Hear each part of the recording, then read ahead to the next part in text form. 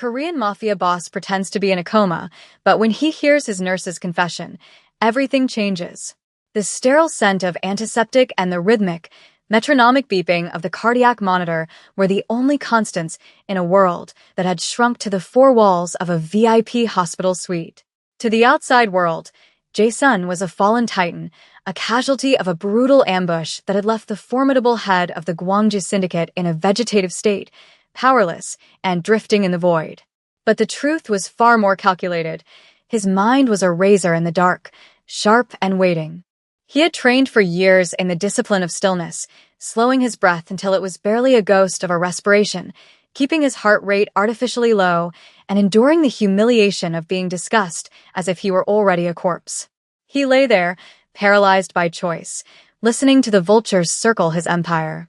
The suite was luxurious, filled with flowers he couldn't smell and cards he wouldn't read, but it was a prison nonetheless, monitored by cameras and guarded by men whose loyalty was currently up for auction.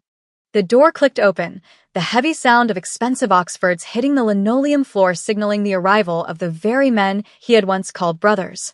Sang-woo, his second-in-command, entered with the arrogance of a man who had already tried on the crown and found it fitting. Accompanying him was Director Cho, the syndicate's legal counsel, a man whose voice dripped with a slippery cadence of corporate betrayal. Jae-sun kept his eyes closed, his chest rising and falling in the shallow, practiced rhythm of the comatose. He could feel their presence looming over the bed, the heat of their ambition radiating in the cool air. They spoke freely, stripped of the coded language they used in public, confident that the man in the bed was nothing more than a husk. Sang-woo laughed, a sound that lacked all mirth, noting how easy the transition had been, how the lower captains had fallen in line once they believed Jae-sun was brain dead. They discussed the timeline for the final acquisition, a restructuring of the organization's legitimate shipping fronts that would wash away Jae-sun's legacy and replace it with a hollow, profit-driven shell. The vote was scheduled for the end of the week, a mere formality that required only the official declaration of Jae-sun's permanent incapacity. Every word they spoke was a dagger, but Jae-sun did not flinch. He merely filed the information away, building a mental dossier of treason that he would execute with extreme prejudice when the moment was right. The atmosphere in the room shifted when the evening shift began, the heavy, oppressive energy of the conspirators replaced by a different kind of presence. The door opened again, softly this time, accompanied by the squeak of rubber-soled shoes. It was the night nurse, Keisha. She was a 24-year-old African-American woman who moved with a quiet, efficient grace that Jae-sun had come to recognize over the last 3 weeks. She wore light blue scrubs that rustled softly as she checked the monitors and adjusted the fore-drip with a gentleness that was entirely foreign to the violent world Jae-sun inhabited. Unlike the other staff, who treated him like a piece of broken furniture or an inconvenient workload, Keisha spoke to him. She narrated her actions, explaining that she was changing his fluids or adjusting his pillows, maintaining his dignity even when he could not demand it himself. Jae-sun had observed her through the narrowest slits of his eyelids when the room was dim, noting the exhaustion in her posture and the determined set of her jaw. She was not part of the game. She was a civilian, an innocent bystander in a war zone she didn't know existed. On this particular night, however, the routine was different. Keisha did not just check the charts. She lingered by the bedside, her hand resting lightly on the railing near his arm. The room was silent save for the machines, and when she spoke, her voice was a trembling whisper, thick with fear and a heavy moral burden. She leaned in close, checking the door to ensure they were alone. "I know you can't hear me," Keisha whispered, her voice cracking slightly. "But I have to say it out loud, or I'm going to lose my mind. I know what they're doing to you." Jae-sun's internal focus sharpened instantly. This was the confession. "I saw the new orders Director Cho filed," she continued, her words tumbling out in a rush of anxiety. "They changed your medication schedule. The dosage they want me to give you tomorrow. It's not for recovery. It's a sedative overdose masked as a therapeutic adjustment. They aren't waiting for you to die natural, sir. They're going to stop your heart on Friday morning before the board meeting." She paused, a stifled sob escaping her throat. "And I don't know who to tell because the head doctor signed off on it. If I speak up, I lose my license, maybe worse. But letting them kill you, I can't have that on my soul." The revelation hit Jae-sun with the force of a physical blow. The timeline had accelerated. Friday morning was the execution date. He had assumed they would let him rot, but Sang-woo was impatient and Cho was thorough. They were going to medically assassinate him to ensure the transfer of power was seamless. But amidst the sudden surge of adrenaline, Jae-sun realized something vital. Keisha was not just a witness. She was a variable the conspirators had failed to account for. She possessed a conscience in a building void of one. Her confession wasn't just an unburdening, it was an opportunity.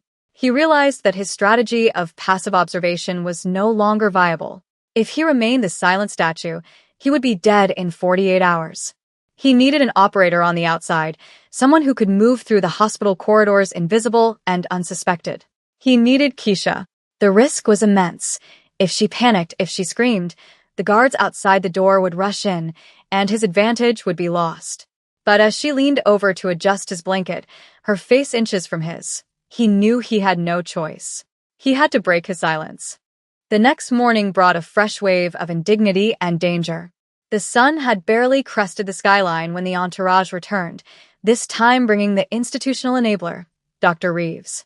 Reeves was a man of weak chin and weaker morals, his white coat a costume of authority that barely concealed his greed. Jae-sun lay motionless as Reeves performed a cursory examination, pressing cold metal instruments against Jae-sun's chest while ignoring the patient entirely to speak to Sang-woo. The decline is proceeding as anticipated. Reeves lied, his voice smooth and practiced. We expect the final system's failure to occur naturally within the next 2 days. The paperwork is already prepared for the coroner, Sang-woo nodded, looking at Jae-sun's face with a mixture of contempt and satisfaction. Good. The board needs a clean break. No lingering questions. They stood at the foot of the bed, discussing the murder of the man right in front of them, shielded by the arrogance of their power. Keisha was in the room, standing in the corner with a tray of medications. Jae-sun could feel her tension. It radiated off her like heat. When Reeves ordered her to prepare a specific injection, a precursor to the lethal cocktail they planned for Friday, she hesitated. Doctor, Keisha said, her voice steady but laced with underlying steel. This dosage is contraindicated with his current beta blockers. It could cause severe bradycardia. It was a brave move, a technical objection thrown up as a shield. Reeves spun on her, his eyes narrowing. I am the attending physician, nurse. You are here to follow orders, not to audit my prescriptions. Administer the dose, or I will have you removed from this floor immediately. The threat was clear. Sang-woo watched the exchange with bored amusement, unaware that the young woman holding the syringe was the only thing standing between him and total victory. Keisha lowered her eyes, appearing to submit, but Jae-sun noticed her sleight of hand. As she approached the 4-line, she manipulated the stopcock. She injected the fluid, but she had closed the valve to his vein. The medicine pooled harmlessly in the tube, blocked from entering his system. She had saved him, right in front of their eyes. That night, the hospital settled into the eerie quiet of the third shift. The guards outside were lax, lulled into complacency by weeks of inactivity. Inside the room, the lights were dimmed to a low amber glow. Keisha was checking the vitals monitor, her back to the bed, her shoulders slumped with the weight of the day's deception. She was trapped, complicit in a murder she was desperately trying to stall, terrified that her small act of rebellion with the 4-line would be discovered. She jumped when she heard the sound, not a machine beep, but the friction of sheets moving. She turned around, her eyes widening in shock. Jae-sun had turned his head. His eyes were open, dark and lucid, locking onto hers with an intensity that froze the scream in her throat. Do not make a sound, Jae-sun said. His voice was raspy from disuse, scraping like gravel, but it commanded absolute authority. Keisha gasped, her hand flying to her mouth, stumbling back until she hit the wall. You're awake, she whispered, her eyes darting to the door. You've been awake. Jae-sun slowly raised a finger to his lips, signaling for silence. I heard you last night, Keisha, he said, using her name with deliberate familiarity. I heard your confession, and I saw what you did with the 4 today. You saved my life. He pushed himself up slightly, the muscles trembling but obeying his command. They planned to kill me on Friday. You know this. And I know that you are the only person in this building who hasn't been bought. Keisha was shaking, tears welling in her eyes. I don't know what to do. They're powerful men. If they know you're awake, they'll kill us both right now. That is exactly why they cannot know, Jae-sun replied, his gaze unwavering. Not yet. I need your help, Keisha. I cannot move freely, but you can. You are the invisible woman. They see a nurse. They see furniture. They don't see a threat. He beckoned her closer. She hesitated, terrified, but the moral clarity that had compelled her to confess the night before pulled her toward him. She approached the bed, her heart hammering against her ribs. What do you want me to do? She asked. Jae-sun's expression hardened into the look of a general surveying a battlefield. I need eyes and ears. I need proof. Director Cho carries a tablet. He records everything for leverage. Sang-woo uses a burner phone for the off-book orders. I need you to be my spy. It was an impossible request, asking a 24-year-old nurse to infiltrate a Mafia conspiracy, but as she looked at the man who had fought his way back from the brink of death, she realized there was no neutral ground left. She nodded slowly. The alliance was formed. The following day, the atmosphere in the VIP suite transformed from a waiting room for death into a covert operations center.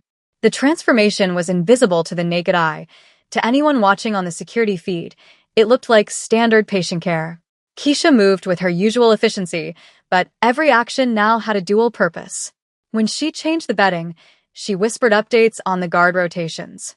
When she checked the IVs, she received instructions on what specific phrases to listen for.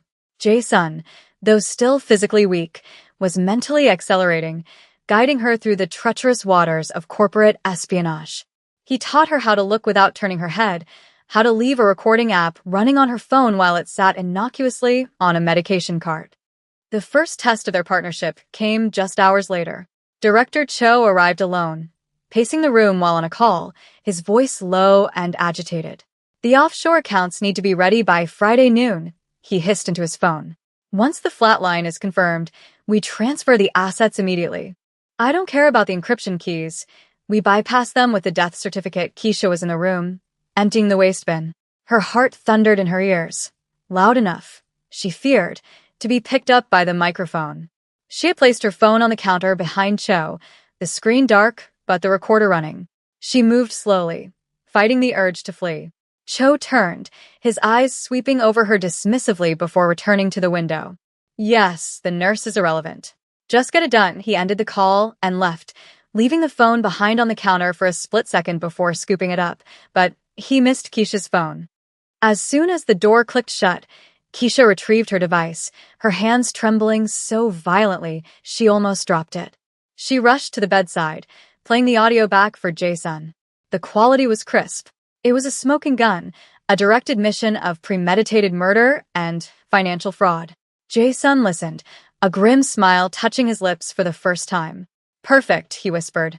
This is the first nail in their coffin, but the recording was only one piece of the puzzle. To dismantle them completely, he needed to know the full extent of the network. He needed to know who on the board had betrayed him. We have the method, Jae-sun said, his voice stronger now. Now we need the roster. Tonight, you need to get into the nurse's station computer.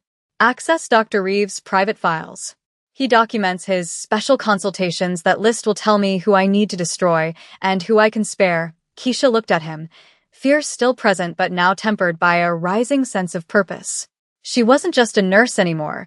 She was the right hand of the boss, and they were going to take back the kingdom.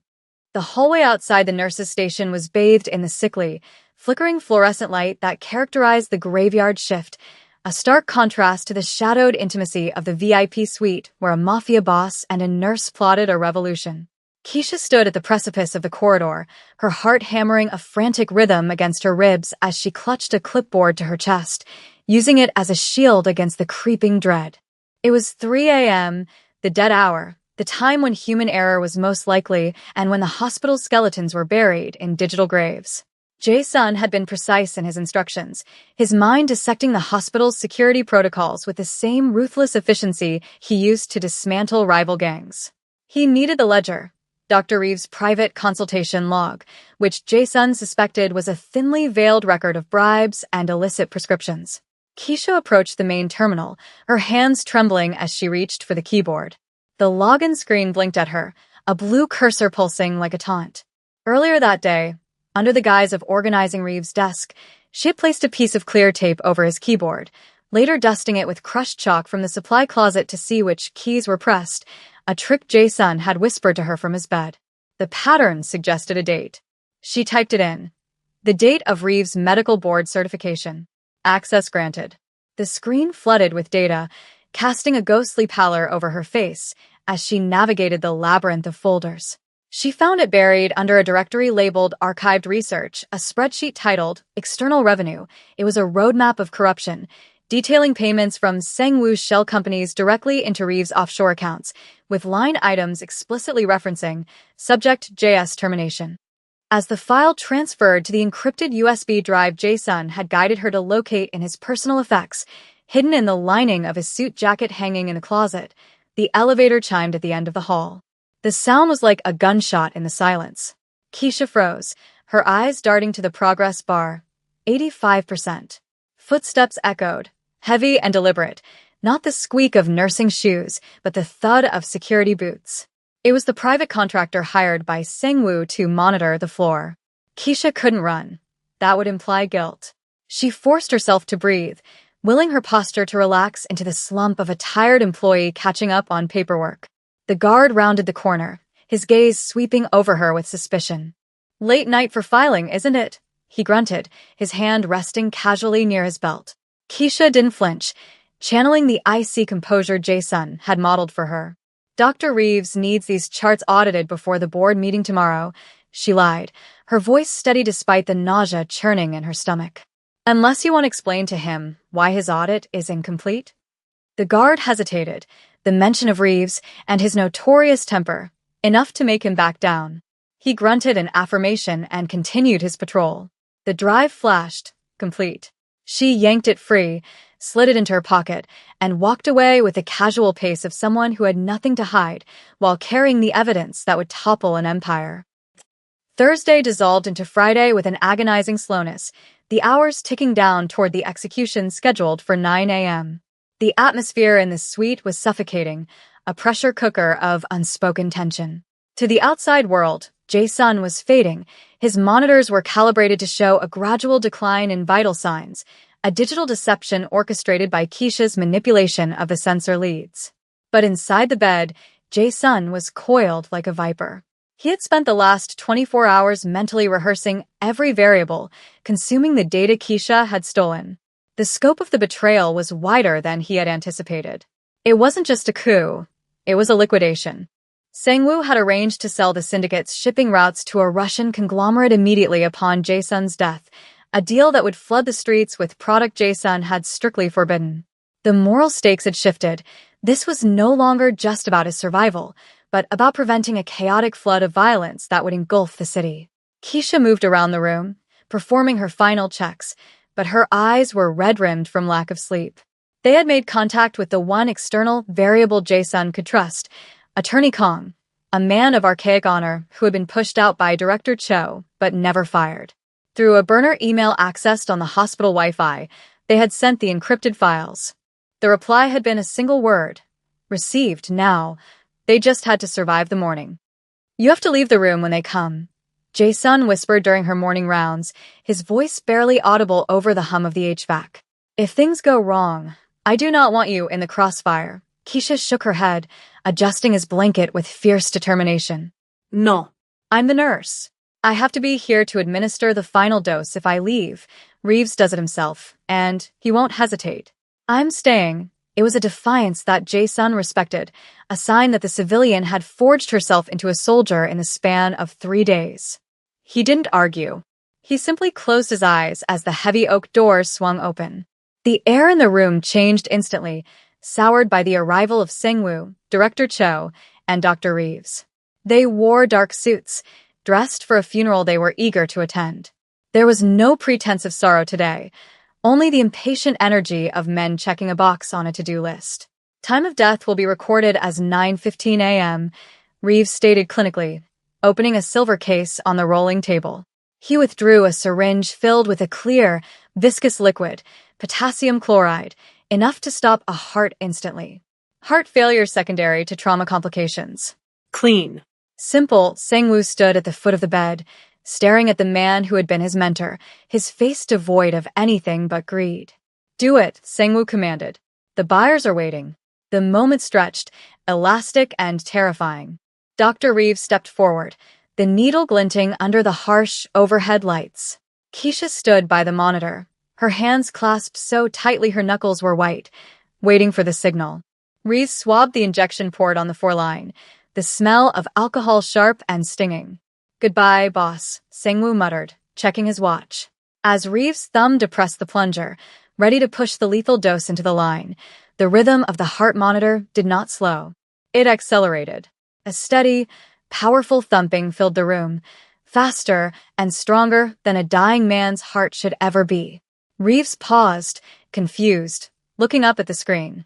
In that split second of hesitation, the hand that had lain motionless for weeks shot up.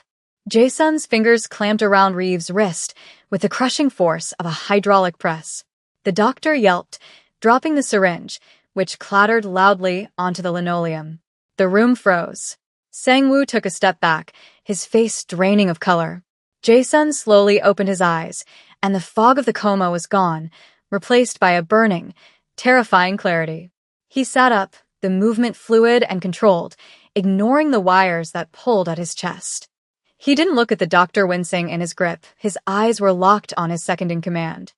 You are always impatient, Sang-woo, Jae-sun said, his voice rough but booming, filling the silence with command. And you, Cho, were always sloppy. The shock in the room was palpable, a physical force that pinned the conspirators to the floor. He's awake, Cho stammered, backing toward the door.